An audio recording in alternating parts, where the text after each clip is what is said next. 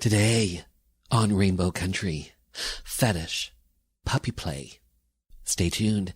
The Gay Talk Radio right here on Rainbow Country. Hi, I'm Garrett Conley, author of Boy Erased, a memoir. You're listening to Rainbow Country with Mark Tara on CIUT 89.5 FM.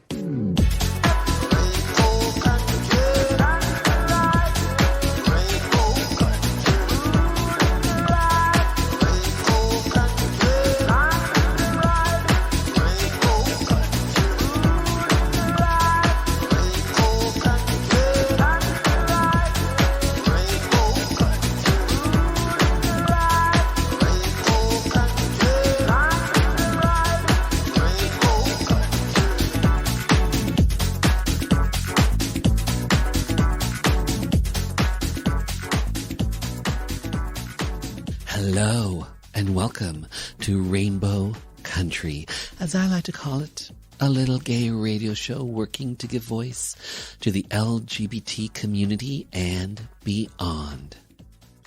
As always, I am your tour guide through Rainbow Country, I'm Mark Tara. So, this is episode 183. Today, talking about fetishes, in particular, puppy play. I'm joined by Pup Kobe, Pup Noble, and Argo.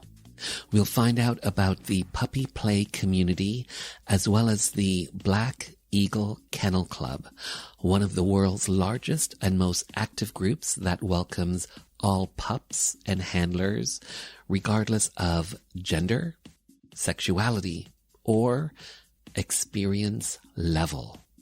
Up next, fetish. Puppy play.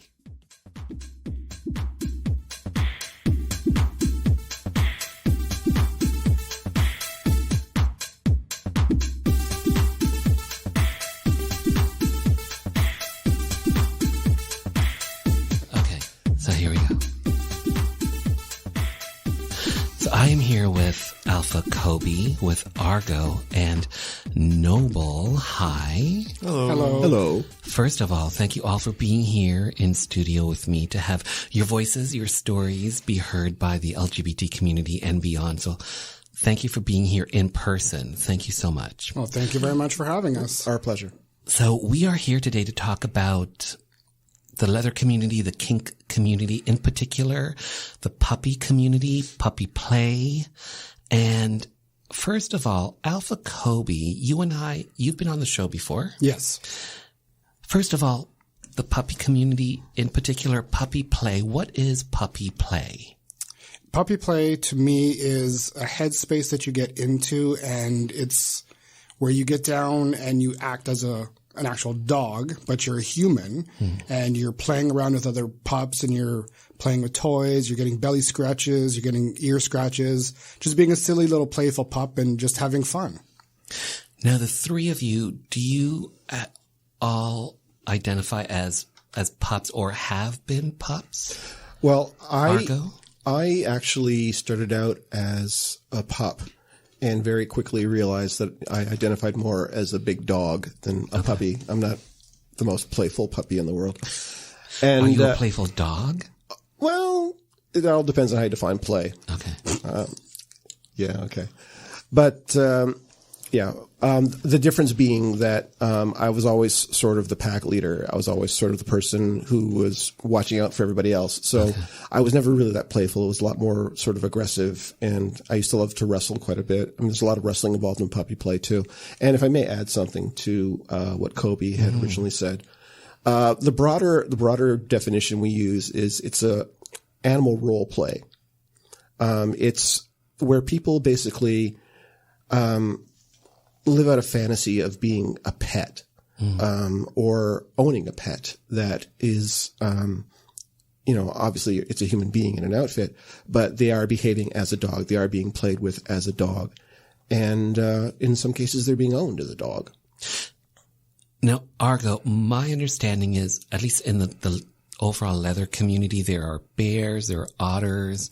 For me, puppies and puppy play seems to be a newer thing. Is that accurate? Well, relatively speaking, yes. I mean, puppy play has been around for decades. It's just that in the last decade especially, it seems to have really taken off, especially with younger people, because it's sort of a freeform role play, and there aren't a lot of hardcore protocols that you have to obey, and there isn't really a set wardrobe you have to wear. Like, I mean, we keep throwing the term leather community around. It's actually not specific to leather. There are pups who wear rubber. There are pups who wear neoprene. There are pups who wear nothing. But is it under the kink community? Or? Yeah, but even I like to use the term the broader fetish community, because the leather community is actually part of the broader fetish community. Okay. And Noble, yourself, how did this come about for you in regards to being part of the puppy community, puppy play? How did this happen for you? Well, I got introduced to it when I was younger. When I was about 19, someone showed me a pup hood they had. I had no idea what that was. They showed you a what? A pup hood. A pup hood. Yeah, it was a leather Mr. S hood at the time. And then I tried out some of the pup role play with him, and I was actually, this is pretty neat. And I started off as a puppy, and then over time and experience, I became more and more of a beta, I guess you could say. Mm-hmm. And I ended up getting a puppy later on in life, and I started showing him stuff and all that fun stuff. Now, when you say a beta, what does a beta mean? It means I can be a sub or a dom. Okay. So you're sort of versatile. Yeah, very versatile. Okay. So Kobe. Yeah. Puppy play. What is puppy play? But in particular, what is not puppy play? My understanding is it does not include bestiality, and it does not include humiliation. Am I correct? It does aspects of humiliation based off of the relationship that the pup has with whatever handler or partner they're with. There can be some humiliation there, but in terms of bestiality, it has nothing to do with actual dogs. Okay. The person who's actually role-playing as a dog is still a human. It's more of a kink, and it's more of a headspace that the person gets into to be able to be a playful dog. Mm-hmm. But there's no dogs whatsoever in puppy play at all. Argo, did you want to jump in on that? The whole thing about humiliation, as Kobe stated, there are people who do use elements of humiliation play, but there are a lot of people who don't. Mm-hmm. For a lot of people, it's about being able to be physical with other people. For some, it's about nonverbal communication and just physical contact and affection. As I'd said earlier, I mean, one of the really appealing aspects of puppy play in general is that it's really, the form it takes is really up to the people who are doing it. It's like any good BDSM relationship. You negotiate, okay, this is how it's going to go. Mm-hmm. This is how far I will go. This is how far you want to take me. And it's all negotiated ahead of time. So if some people get off on humiliation, oh yeah, they have a great time with it. Okay. But it's not required. Are there safe words? Well, there can be, yeah. Again, I mean, the whole thing, it's still under the umbrella of fetish and kink. So, there are safe words when people are doing something that requires a safe word, like something a little bit more extreme. Mm-hmm. But in general, I mean, there are some pups who, will talk as a person. There's some pups who will want to have a system of barks, like 1 bark for yes, 2 barks for no. Mm-hmm. When they need something, they whine or they sit up and beg. But again, I mean, it's very free. It's very open, and people just sort of make it what they want to make it. Right. And that's where it comes into the actual relationship of the two people who are in that puppy moment. Kobe, how did you come to discovering the puppy community, discovering that that was an aspect of yourself? I was actually chatting with a person on an app, and they invited me out to one of the events that Argo was holding, which was called Bad Dog. And I've never heard of this before myself. And I was kind of intrigued. He said, well, let's go meet up there. I'm actually supposed to be meeting someone else there, so let's meet up and have a good time, chat. And that's actually when I first met Noble. I saw him playing on the mats, and the person I was supposed to meet there never showed up. So I was like, oh, okay, so I'm here by myself. And I'm in this new environment that I have no idea what is going on. I see these people wearing all these puppy hoods and rolling around on the mats and people standing around watching. I'm just like, oh, okay, what do I do? So I just kind of was watching and kind of like seeing how things were going on. I stuck around, grabbed a couple beers, and I just started thinking to myself, this is kind of interesting. It's intriguing to me. So I started coming back more and more to the bad dog every now and then and getting a little bit more involved. And then I would start getting on to the actual mats and playing around with the puppies and just seeing how things go. And I'm like, you know what? This is for me. I'm having fun. This is great. So I just, from there, just blossomed. Argo, for yourself, how did you come to this? How did you come to the whole puppy and then realizing that you were basically a dog? Well, my story it goes back probably about, as far as puppy play goes, about 15 years. I've been very heavily involved in BDSM kink education in the Toronto community. And I used to run a program, it was a beginner's kink program called So You Want to Be Kinky. And it was basically, I used to call it Kinkergarten. It was basically kink for people who knew nothing about kink but wanted to learn. And a very good friend of mine presented a workshop on puppy play. And I thought, well, that's fun, that's interesting. But at the time, it didn't really connect with me. And about a year later, there was an event at, can I say Northbound Leather? Of course. Yeah, okay. So there was an event yeah, okay. Didn't want to, cut any like free pitches, but Northbound Leather would always have a party for Pride, and I think they still do. And they hired my friend to do some BDSM demos. And the day before the party, his demo bottom canceled. So he called me up and he said, look, I know this isn't really your thing, but would you be a dog for me for a puppy play exhibition? And I said, well, you know what? As long as you can get me a hood, I'll do it. Because, I don't want to do it in my own face because I've never done it before and whatever. And basically, the good people at Northbound, they let me borrow a hood and paws and a leather thong with a tail on it. And I went upstairs in my own clothes and I came back down in just the puppy gear. And I just sort of fell into what we call it pup space. But at the time, I didn't really know that that's what it was. I just sort of got into this sort of meditative state and I just started thinking, okay, what would my dog do right now? What would my dog do right now? And that was basically my whole train of thought. And the next thing I knew, it had been almost an hour and a half. And I didn't remember any of it. And at the end, people were just shocked that it was me because I don't really give off that typical puppy vibe. And George, the owner of Northbound, I handed him back the hood and I said, thanks. He said, no, you keep it. And then Dart, who's the name of the person that my friend that was doing the demo, he said to me, we should organize an event, because back then they were still having the Church Street Fetish Fair. So let's organize a puppy event in the park. So we did, and we had an excellent turnout. And then the Black Eagle approached us and said, hey, why don't you guys start a puppy night here? And this was 11 years ago. And since then, I started out playing, but because there were only a few of us there, but now we typically have 60 to 70 people in various types of pup gear, plus a whole bar full of spectators watching the event. And the place is packed. And it actually got so busy, we had to add a second night. So we actually have a bad dog night, which is the puppy sex party.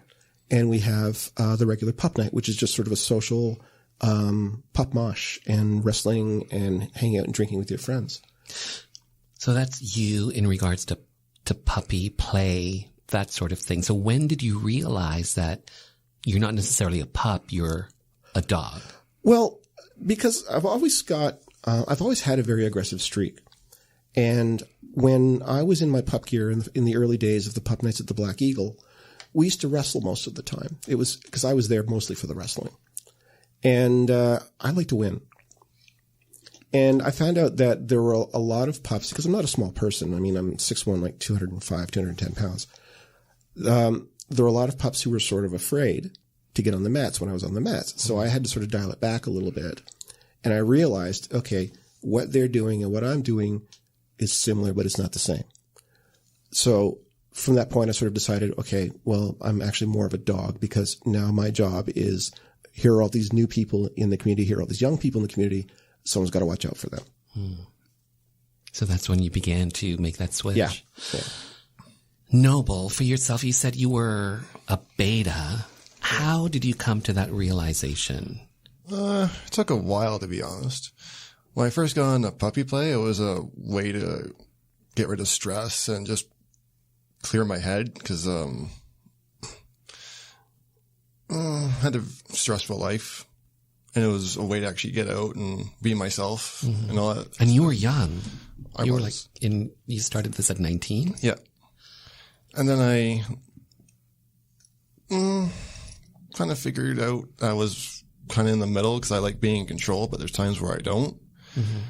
And after meeting up with some other pups throughout a couple of years of experience, I learned I like to switch it up. And there's times where I just want to, piss around and wrestle people. And there's times where I just want to be in control and show people what to do, or train them how to act, like ball and fetch and all the fun puppy stuff. Do you see yourself evolving to maybe being more of an alpha, or do you think that being a beta is your sweet spot? Well, I'm an alpha to my own pup. So you have your own pup? Yeah. Okay. 8 years now? Yeah, 8 years. I met him when he was when he was still figuring out stuff, and I introduced him to pup play, and he thought that was nice, and then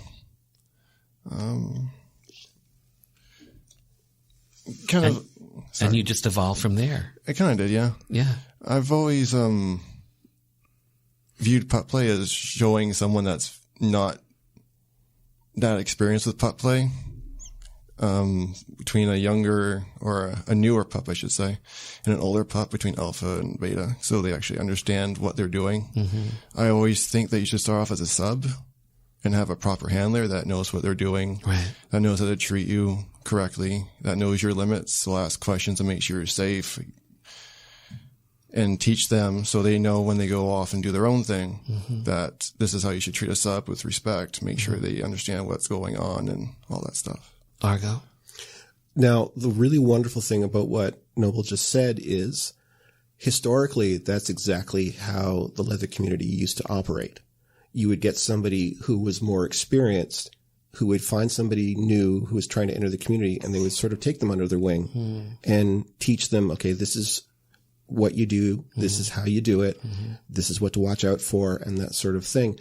And I mean, there are a lot of, I don't know if you want to touch on this at all, but there are a lot of leather people, hardcore leather guys, that sort of look down on the puppy community. And what they don't realize is everything that the classical leather community used to stand for is exactly what Noble just stated.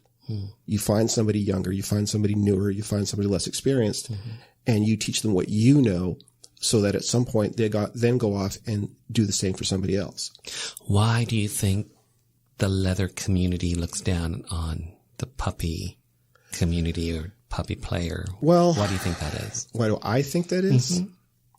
Well, here's where I get into trouble. Because I was actually I was brought up in the formal leather community. And there is a fairly rigid sort of approach to it that a lot of what they would call old guard leather guys try to stick to. Which would be what? In a nutshell. In a nutshell, there's a code of conduct. There's this whole idea that if somebody is a sir, then he has to be treated with a certain level of respect and isn't questioned and all of this stuff. And you have to sort of earn your place, and someone else has to say, okay, you're ready, off you go. And it's very much about discipline for yourself and for other people. And a lot of the classical leather guys kind of look down on the puppy thing, because it's young people. And there's a fair amount of ageism still in the leather community. Of course, a lot of the old dinosaurs are starting to get, they're just dying off. And the younger people are taking over, which is what happens in every culture. But you've also got this whole idea that with puppy play, it's not structured.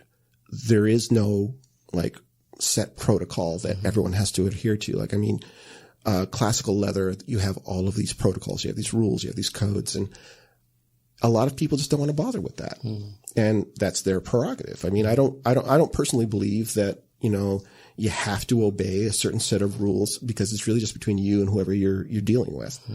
And puppy play is free, it's expressive, it's individual, and that doesn't really fit in with the dynamic of what would be considered traditional leather. And so a lot of the leather guys are like, well, you guys are just sort of looking for an easy way in. But it's like, well, is it the easy way, or is it just the newer way? Kobe, how did you realize that you were an alpha? How did that come about for you? For myself, it's because I'm not really dominant, but I'm a very dominant individual. Like, I like making things to the point. I like taking people under my wing, giving them wisdom, teaching them the ways, making sure they know, because I've got a lot of life experience. So I like sharing that knowledge and passing that on to the younger people to say, this is how things are done this way. I used to do it this way. I don't want to see you end up the way I used to do it. So I want to make sure things are going right for you guys. So I talk to a lot of the pups. A lot of them actually do come to me and ask me for advice on certain situations.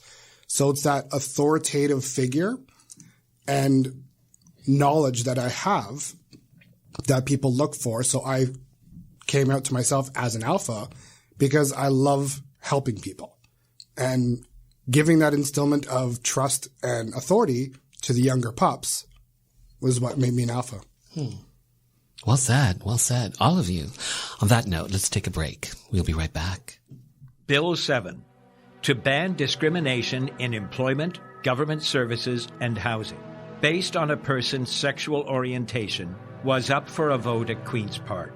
Most NDP and Liberal MPPs supported the bill, but without some progressive Conservative legislators' backing, a divisive split could rack the province. 4 PCs decided to break party ranks to vote with their conscience and support Bill 7.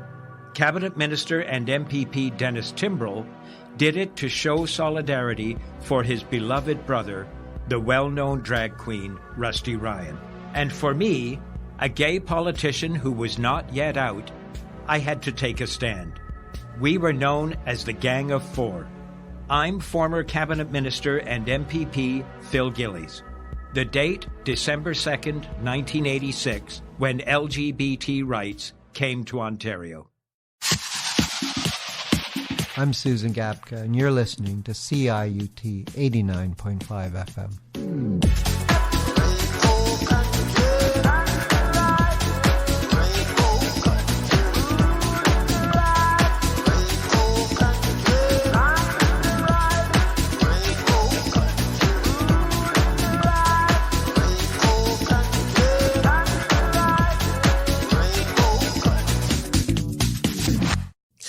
Alpha and beta. If there is a dominant role, it can be taken by a handler, a trainer, a master, or in the case of someone who identifies as a pup, an alpha. Alpha Kobe, you are a pup. You're also an alpha. So here's the question. If someone is a pup and they are an alpha, can they have someone who's above them, a handler, a master, a trainer? Is that how it works? Absolutely. Yeah. If an alpha is still that authoritative figure for the younger pups and giving them the guidance and knowledge of being the best pup that they can be, they can still themselves have a master or a handler above them because in my case, I'm a switch, which means I can go either way. I can be a submissive some days or I can be a dominant, but 9 times out of 10, I'm a dominant. So I can still have that side of me where I need someone or would like someone to dominate me. And you have pups underneath you. Yes, I have a pack of pups and I have 5 pups. You have 5 now. Yes. And so if you have someone above you, are they then the master to your pups? No, that's a whole different ballgame. Okay. So you deal with that. If it's the master above me, that's a relationship between us the two of you. The 2 of us. Okay. The pack that I have is the relationship I have with my pack. Okay. And the twain shall not meet. Yeah. So as Argo was mentioning earlier, it's all based on rules, regulations, and talking with each other and setting out all the guidelines of your relationship before you get into that relationship. Okay. So if I'm to have a master or a handler, I'm going to respect that relationship. And then he has to also respect my relationship with my pups. If you guys have a broader conversation, can all those connect? Possibly. It just all depends on what each person is looking for. Okay. Noble, did you want to jump in? Yeah, I'm with Kobe there. I have my own pup. If for some reason I would actually get an alpha or someone above me that was a beta or whatever, he would not have control over what goes on between me and Ashtar. That would be strictly between me and him, sorry. Mm-hmm. Argo, did you want to? Yeah. Well, basically what we're talking about here, it's sort of a pantomime of pack dynamics. So when you have in a situation like with Cody, where you have a number of pups in one, what we would call a pack, which is another term for a loosely knit family. Because leather family is another thing that this is sort of equated to, where, it's just sort of to organize the hierarchy. I mean, you'll have an alpha, you'll have a beta, and you'll have a bunch of sub pups. And, there are instances where you have, a handler / owner / master who has a number of pups, and he will usually, well, not usually, but often have, an alpha pup who then sort of helps administrate everything that's going on with the family. It's a family dynamic thing. Okay. So a puppy who is unowned, uncollared, can be referred to as a stray? Yeah, some pups like to call themselves strays. Yeah. And can a stray be brought into someone's collective? I mean, basically, a stray is just a pup who hasn't officially been collared or claimed by somebody or hasn't established a solid relationship with someone. So, of course, I mean, if they want to stay independent and they want to just sort of have fun with their friends, then they stay as stray. If they find a pack or a handler or a group of people whom everybody wants to form some sort of relationship, then sure, they can give up their status as a stray and become part of a pack. Kobe? Yeah, and basically off of what Argo just said there as well, there's the knit little family that you have, but there's also all your friends that are part of that big family of the community. And some of my personal friends who are pups don't want packs whatsoever. They just want to be a stray, which means they just want to be pup. They just want to have fun, play, do whatever, and then that's about it. They don't want to be part of a pack. They don't want any sort of relationship drama that goes along with some of the packs sometimes, not all the times, but they just want to be themselves, just have fun. Family drama. Family drama. Argo? Well, to go further on that point, the Toronto pup community, as I said, we've been doing events at the Eagle for about 11 years. And several years after that, I formed what is now the Black Eagle Kennel Club. And the Black Eagle Kennel Club is basically the Greater Toronto area pups who regularly come out to events, and it's a social network. And right now, and we have a Facebook group and we have a website. Right now, we have over 440 members. And we have a regular participation on our Saturday. Like we do pup nights on Saturdays, and we do on like the third Saturday of the month, and we do our Bad Dog event on the fourth Thursday of the month. And we have a core group of pups and handlers who come out very often. And that's sort of morphed into its own sort of family. I mean, we have just on a typical pup night, as I said, we'll have 70 or 80 pups. And most of them are friends. I mean, obviously, not everybody gets along with everybody. But for the most part, everybody is very well behaved and everybody understands, all right, because we have one overriding rule, and that is if you can't play nice, you can't play at all. And over the course of 11 years, I have had to kick people out of the event because they didn't want to respect other people's space, other people's consent, or else they just wanted to be obnoxious. But by default, it is sort of the only game in town, and everyone understands that Argo bites. And if you're going to be a pain in the ass and you're going to be a bad person, you're not going to be allowed to participate. So I think fear, if that works, I mean, that helps to keep everybody civil and adult. Because, yeah, I mean, everyone's on the floor crawling around and barking and rolling around and wrestling and that sort of thing. And on bad dog nights, they're doing a lot more than that. But we are still adults. You know, we have people there from age 19 to age 60. You know, we don't discriminate on age. We don't discriminate on body shape. We don't discriminate on gender. We don't discriminate on sexuality. Everybody is welcome as long as you're willing to welcome everybody else. And we've basically grown into one of the largest pup groups one of the largest in the world. And we have probably one of the largest, if not the largest, monthly event of a gathering of pups. Wow. Yeah, it's really been amazing. And the support from the community has been outstanding. Well done. Let's talk about sex. Let's talk sexuality.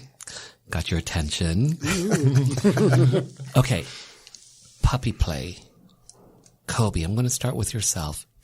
Puppy play, does it always lead to sex? Not always, no.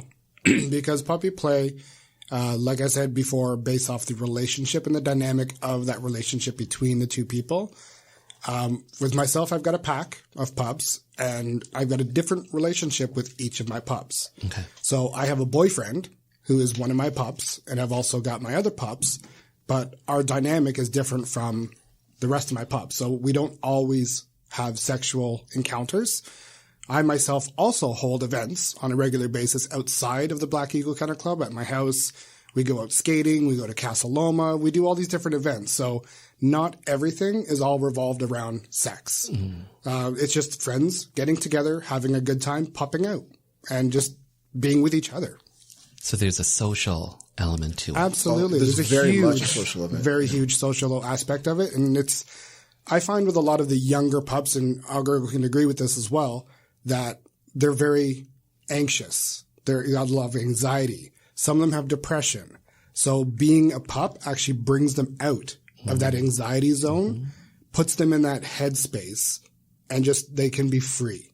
They don't have to worry about being scared. It also gives them a really good sense of belonging because, I mean, for the most part, if you're a pup and you're in your gear and you're on the mat, people are going to play with you, whether you know them or not. And for a lot of people, especially when you're new to the community, it's not easy to make friends.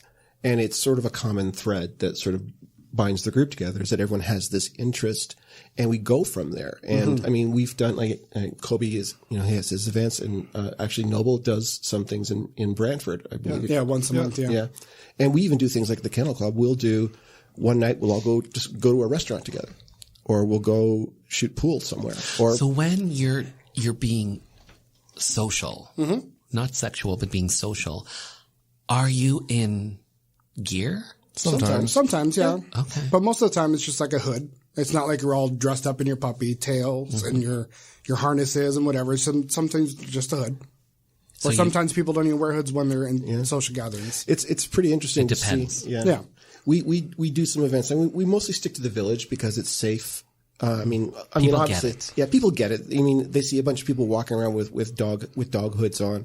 I mean, obviously, if you go to the Eaton Center, people are going to stare and point. Right. But I mean, on Church Street, we'll go out together and we'll go do things together. And some people will be in their hoods because some people, there's that whole idea that when you're wearing a mask, it sort of frees you because there's a certain level, even though people will know that it's you, it makes you feel like you've got a little bit of anonymity and people tend to change their personality a little bit when they've got a mask on. Yeah, absolutely. And some people may not even know who you are with your mask. Yeah. It just all depends. Because when I first got my new hood, after being a pup for so long, people are like, who's that? Yeah. Because it's a brand new hood. They don't know who it is. And so you start talking and getting to know them. Oh, it's you. So Yeah.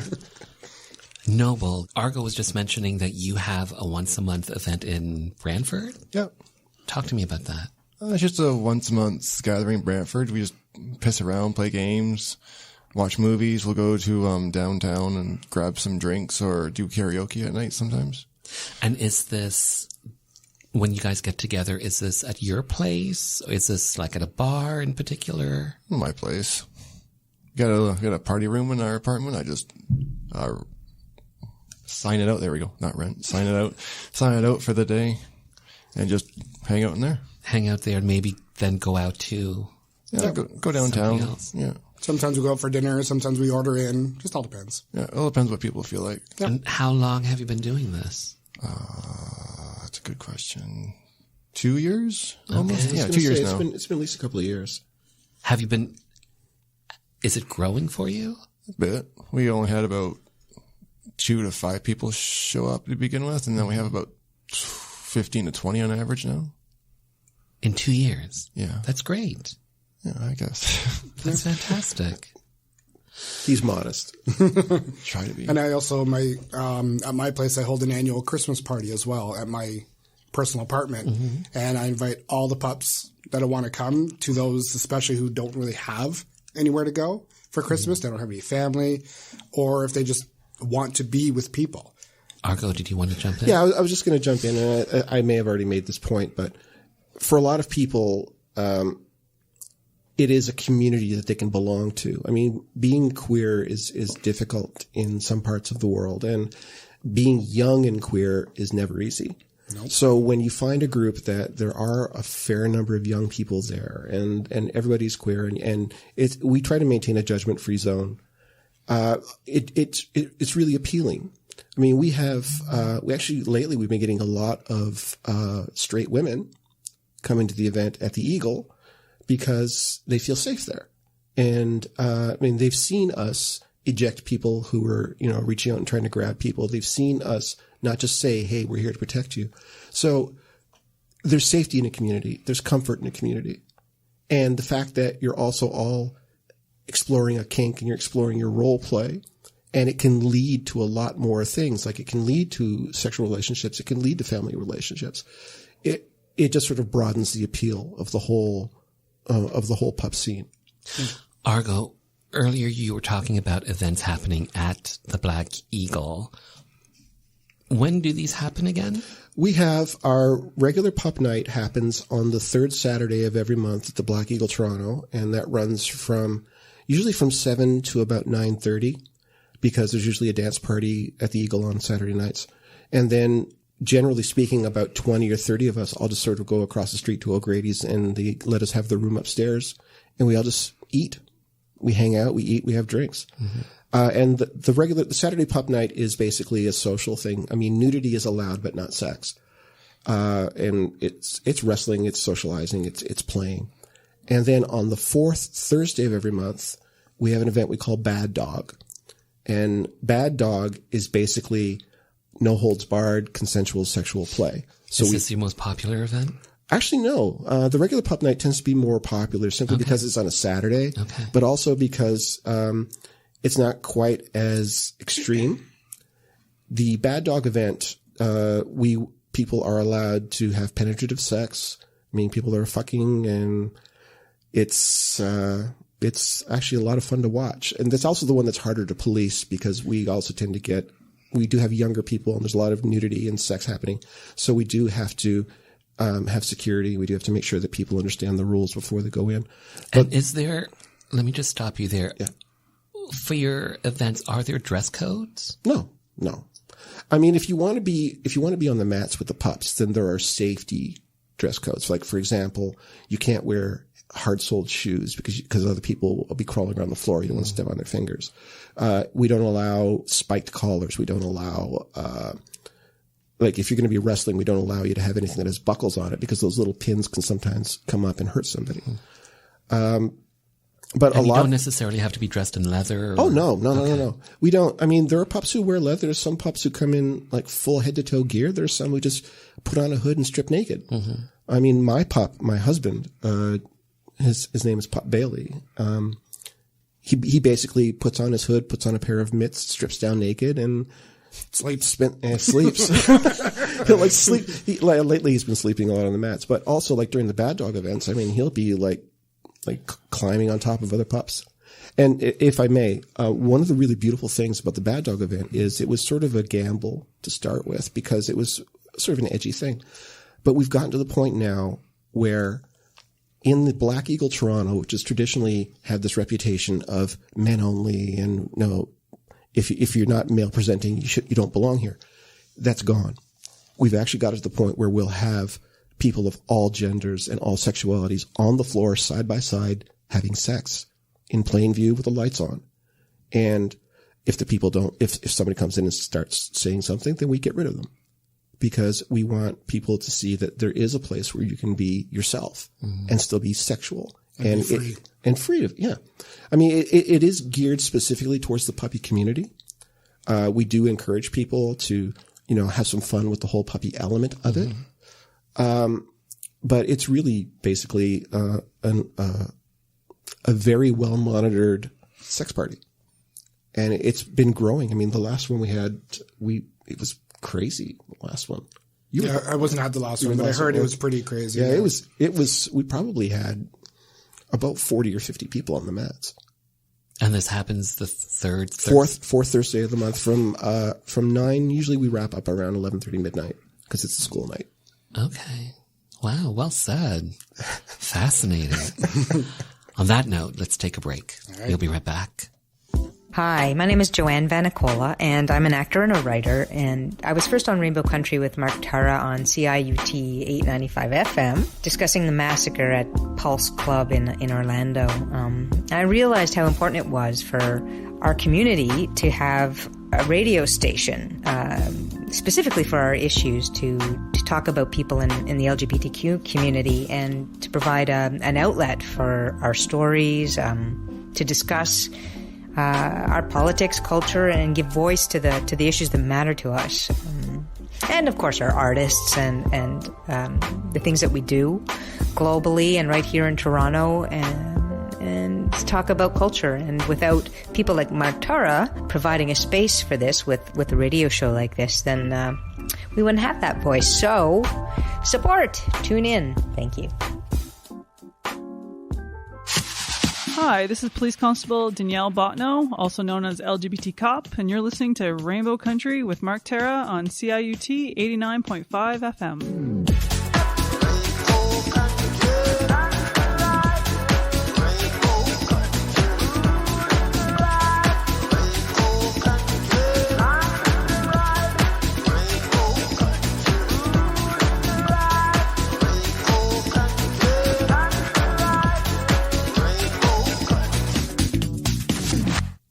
So let's talk about gear.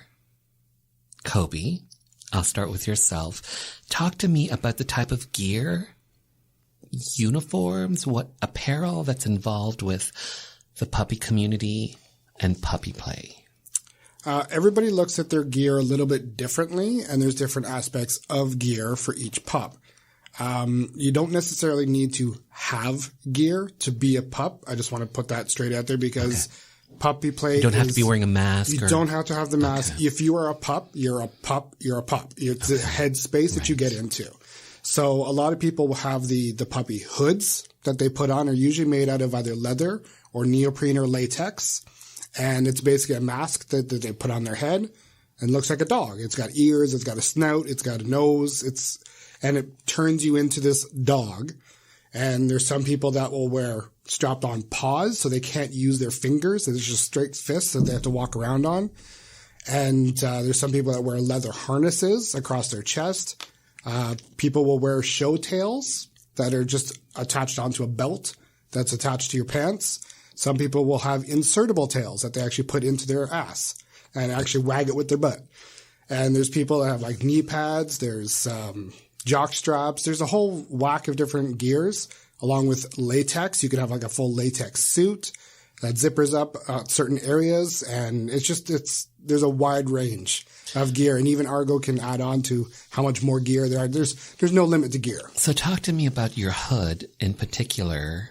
Is this newer for you? Yes. This hood is actually a special custom hood. So I actually designed this hood, and someone made it for me. It's Mr. S Leather, which is like the main supplier for pup hoods globally.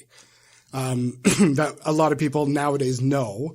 There's many different suppliers for pup hoods. What was Argo? What was that? Argo's going on about Northbound Leather. Yeah, because Northbound Leather makes some pretty awesome hoods, and they're one of our sponsors. So I like to plug them. Yeah, but mine is specific from Mr. S Leather. So so Mr. S Leather and Northbound Leather, are they comparable in price?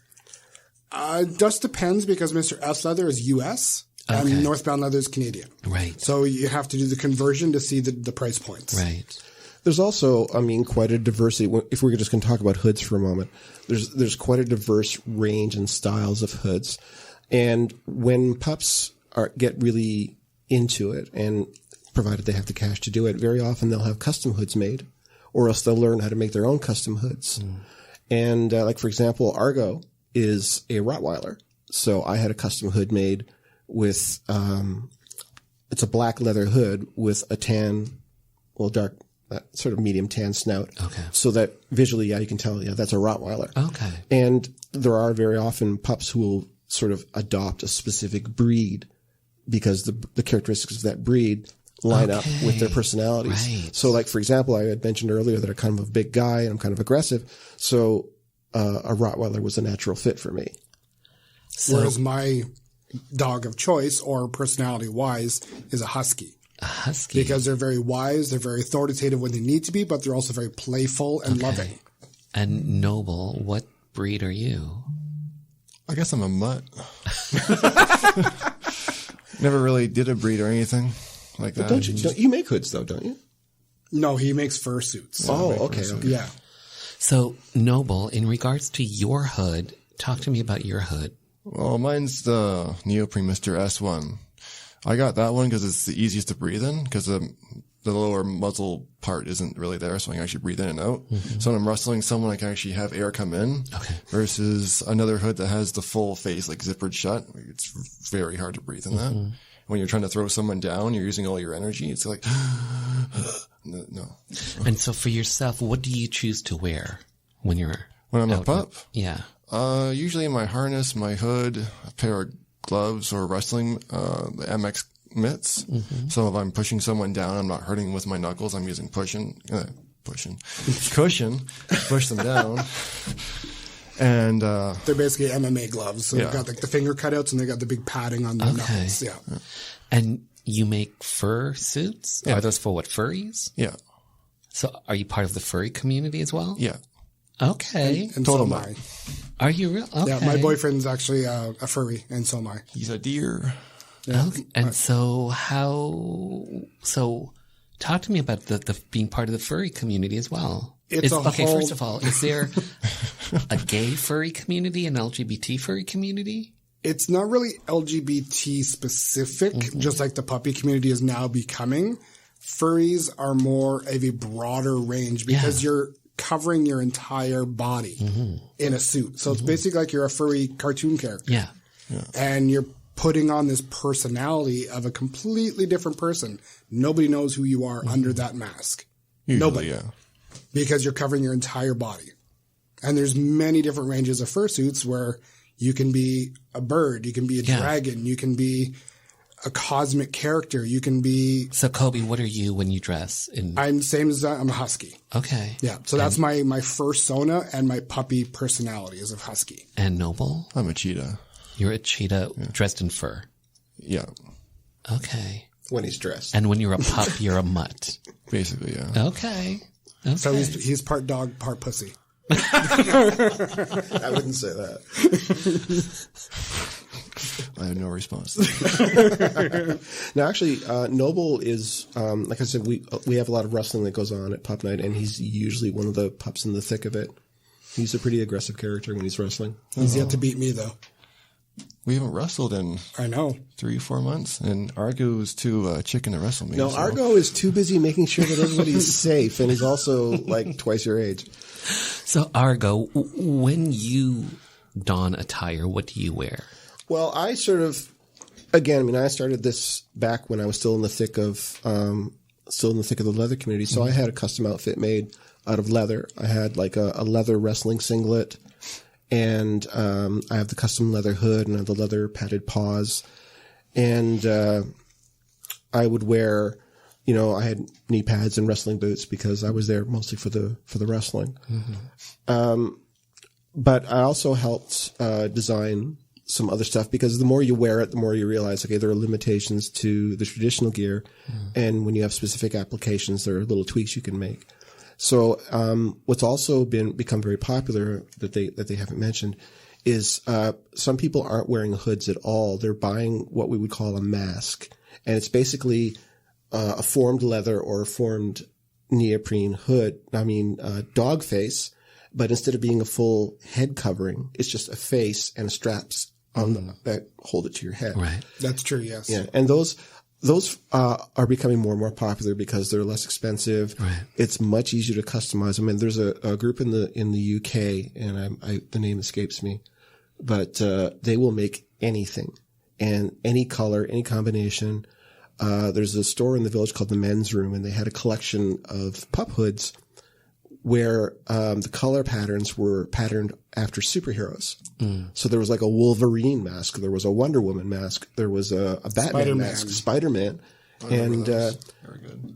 Again, because there is no really set protocol, there are no set rules, you're allowed that kind of freedom of expression. So when people are on the mat and they're wrestling around, the pups are wrestling around, are they just playing, or is that leading to something more? Is that leading to sex? Well, that's really up to the individual. I mean, like for me, there's a certain erotic aspect to wrestling. That's why I do it. That's why I asked. Yeah. I mean, who doesn't want to wrestle around with a hot guy, right? Oh yeah, exactly. Like it's because wrestling for me, it's a whole bunch of things. I mean, it's taking out your energy. It's body to body contact. It's also bondage. It's also domination and submission.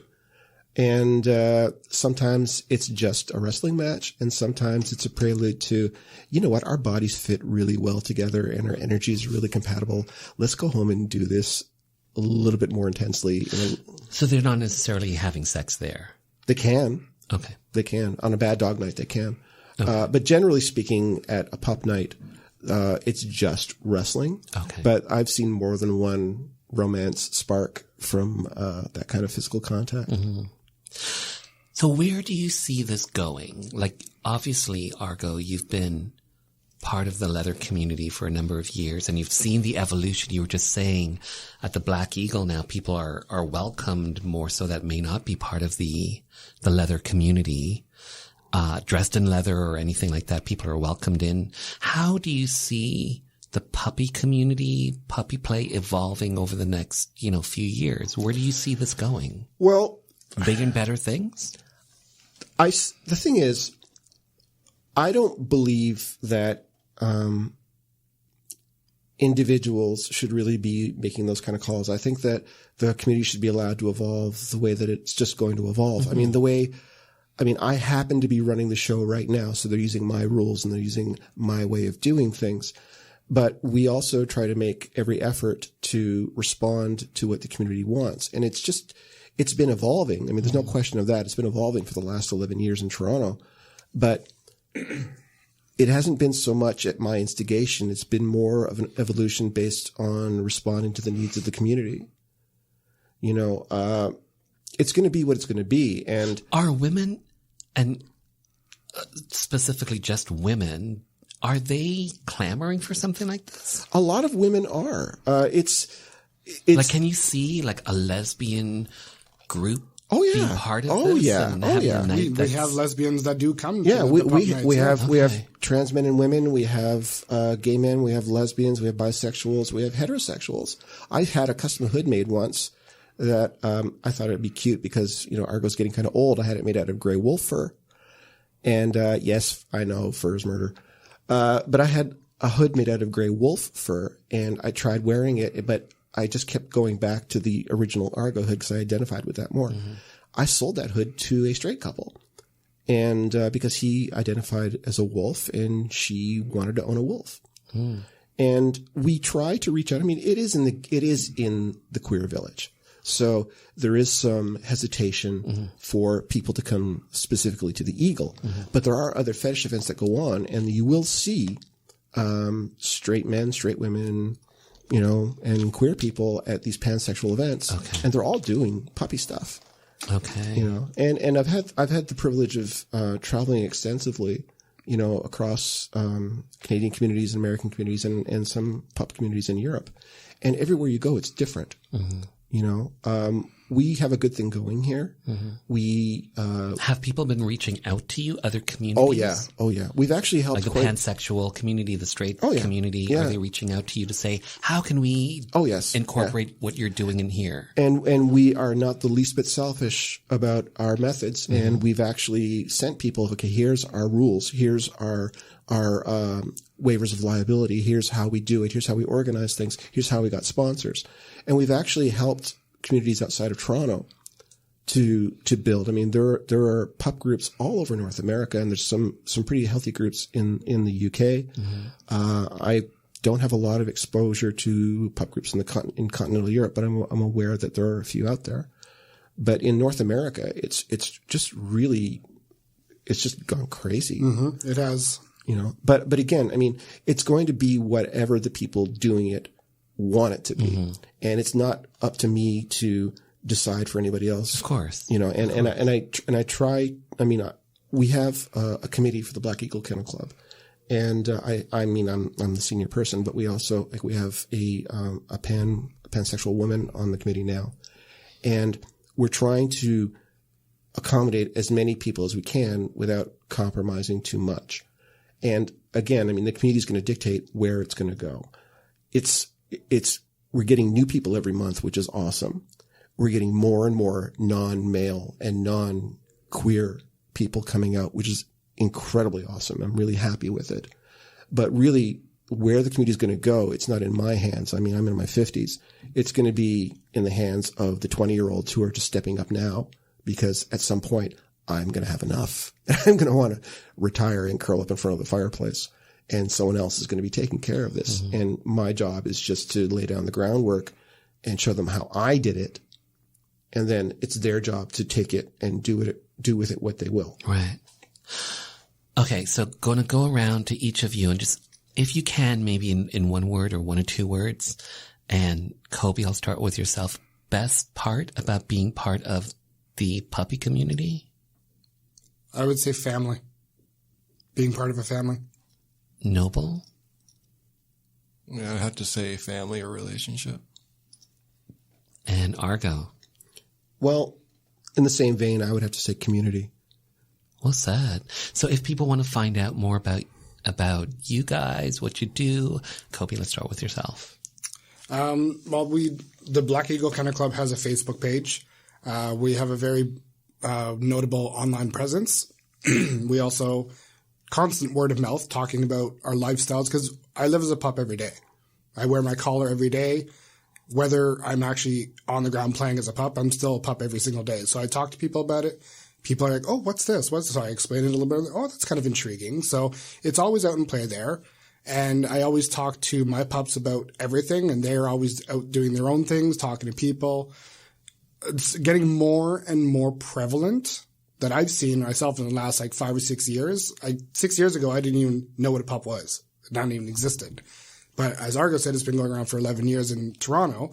And over the last 6 years, it's evolved to what it is now. And it's going bigger and bigger and bigger. And I'm loving the way it's going. And Noble, how can people find out about you, about what's going on in Brantford?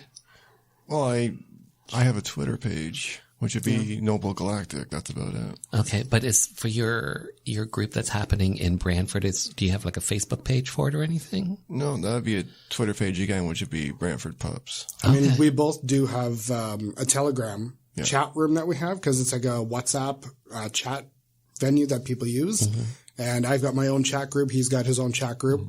We create events in there, and people can respond. And when we talk to people in person, we add them to the group. And it's just like Facebook. It's kind of like a messenger thing. Okay. Yeah. And Argo? Well, as Kobe stated, we have the Black Eagle Kennel Club Facebook page, and that's Club with a K. We call it the BEKK for short. We tend to restrict access to the Facebook page to people who physically show up, because we do have a lot of younger people. We do have some closeted people, and we want to make sure that people in the group are actually interested in puppy play and not just looking to pick up some 20-year-old. We also have a website, which is kennelclub.ca, again, club with a K, kennelclub.ca. And all of our events are listed there. We have overviews of things that we've done. We have a list of puppy rules and that sort of thing. There's also the Black Eagle website, which lists our events at the Eagle. There's also a group on Facebook called TOR-PAH, TOR-PAH, which is short for Toronto Pups and Handlers. And that's run by, he's actually a member of the Kennel Club. His name is Shane. And that's another resource that people can turn to if they're more interested in the handler aspect of it. I mean, I deal mostly with puppies because, I mean, it's like, that old joke that, Toronto is a city of bottoms, but it's also like a city of puppies. It truly is. Yeah, like you've got probably, 30 or 40 pups for every handler in Toronto.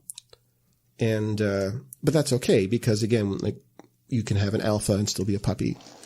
You don't have to be a handler because a handler sort of has to take a step back from the fun. Like if anything, my role in the community has become sort of like the Uber handler because I have to stand there and watch everyone else have fun. I don't get to play so much anymore, which is why I want to retire. So, well said. Argo, Noble, Kobe, thanks for your time. Thanks for being on the show. Thanks for having us. Hi, this is Emily Saliers from Indigo Girls, and you're listening to Rainbow Country on CIUT 89.5 FM.